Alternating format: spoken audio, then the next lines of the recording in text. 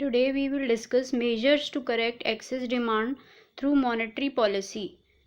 पिछली वीडियो में हमने फिस्कल पॉलिसी पढ़ी थी, जो कि पॉलिसी सेंट्रल गवर्नमेंट करती है through decrease in government spending and taxes. मतलब in excess demand, decrease in government spending and increase in taxes, और डेफिशिएंट डिमांड में increase in government spending and decrease in taxes. लेकिन आज हम क्या पढ़ेंगे? मॉनेटरी पॉलिसी, जो कि कौन करता है? RBI, central bank. तो ये फ़र्क होता है, fiscal policies done by government and monetary policies done by RBI, central bank. तो आज हम इसमें ये दो ही देखेंगे, in bank rate and repo rate. Next हमारा है, इसमें हम समझेंगे। अब ये जो क्वेश्चन, पहले हमें समझना है कि क्वेश्चन किस तरीके से आता है। हमने जब आरबीआई के फंक्शंस करे थे तो उसमें था कि RBI control money supply. RBI money supply कैसे कंट्रोल करता है या क्रेडिट कैसे कंट्रोल करता है इकोनॉमी में। और दूसरा क्वेश्चन बनता है कि हाउ आरबीआई करेक्ट एक्सेस और डेफिशिएंट डिमांड या इन्फ्लेशनरी एंड डिफ्लेशनरी गैप।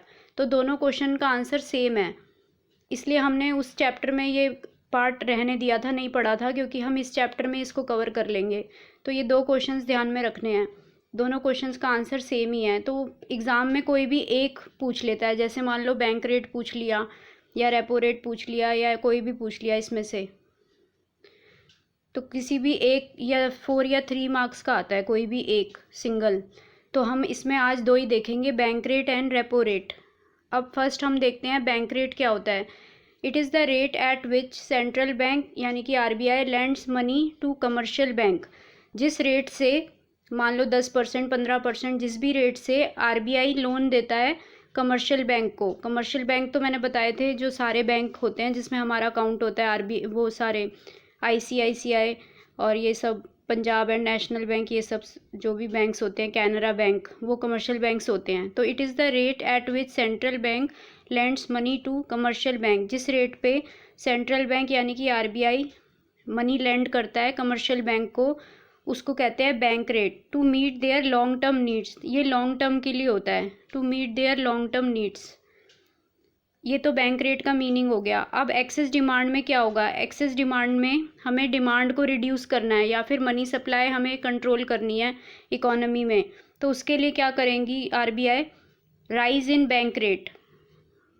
मान लो कि पहले वो 10% पे लोन दे रही थी कमर्शियल बैंक को, अब उसने राइज कर दिया बैंक रेट, यानी कि अब 15% पे लोन देगी। ये हम सिर्फ एग्जांपल ले रहे हैं, पहले 10% पे दे रही थी, अब 15% पे लोन देगी। तो उससे क्या होगा? कमर्शियल बैंक को लोन महंगा पड़ेगा, कॉस्ट ऑफ बोरोइंग आरबीआई से महंगी पड़ेगी उसको। तो वो क्या करेगा? Rise in landing rate of commercial bank. अब कमर्शियल बैंक हमें लोन देता है, पब्लिक को लोन देता है। तो जब कमर्शियल बैंक को आरबीआई से लोन महंगे में मिलेगा, कमर्शियल बैंक ये हो गया, कमर्शियल बैंक ये हो गया, हम पब्लिक, और यहाँ पे हो गया आरबीआई। अब कमर्शियल बैंक जो है वो आरबीआई से लोन ले रहा है, लेकिन आरबीआई उसको महंगा लोन दे रहा है। तो कमर्शियल बैंक क्या करेगा?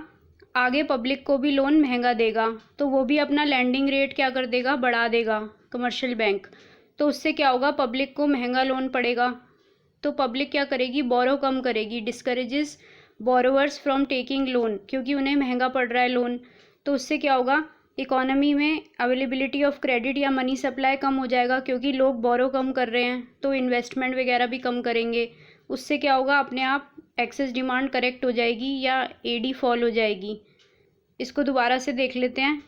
एक्सेस डिमांड में यहाँ पे मैं फिर से बता देती हूँ, यहाँ पे आरबीआई है, यहाँ कमर्शियल बैंक है और यहाँ पब्लिक है।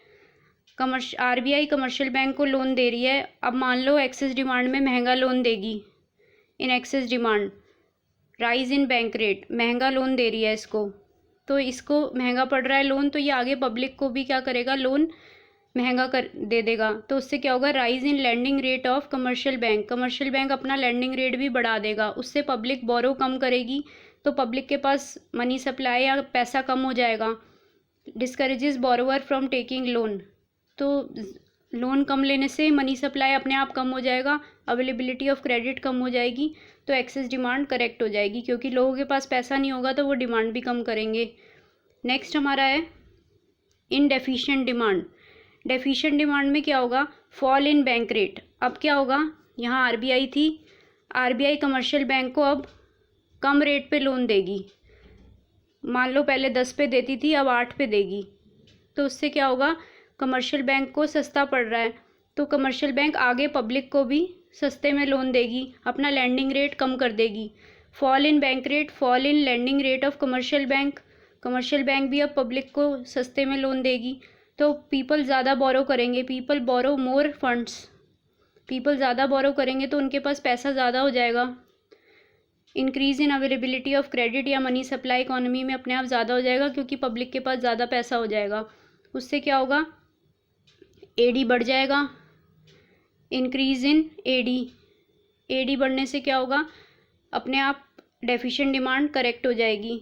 या फिर हम ऐसे कह सकते हैं कि इकोनॉमी में मनी सप्लाई बढ़ जाएगा, क्योंकि लोग ज़्यादा बोरो करेंगे। तो ये हमारे हो गए दोनों बैंक रेट से। अब रेपो रेट में भी कुछ नहीं है, रेपो रेट भी बिल्कुल बैंक रेट की तरह ही है। It is also the rate at which central bank lends money to commercial bank. बिल्कुल सेम डेफिनेशन है, बस एक फ़र्क है, ये लॉन्ग टर्म के लिए था और ये शॉर्ट टर्म के लिए है। बस ये फ़र्क है रेपो रेट में और बैंक रेट में, लॉन्ग टर्म के लिए है और ये शॉर्ट टर्म के लिए है। और इसकी आगे की एक्सप्लेनेशन भी बिल्कुल सेम है, इसलिए मैंने यहाँ पे ऐसे लिख दिया है, same explanation as of bank rate.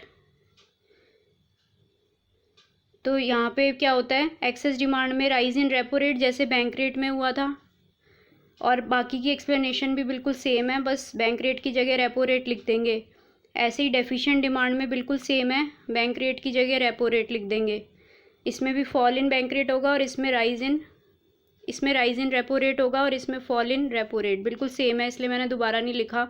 बस ये लॉन्ग टर्म के लिए होता है और ये शॉर्ट टर्म के लिए।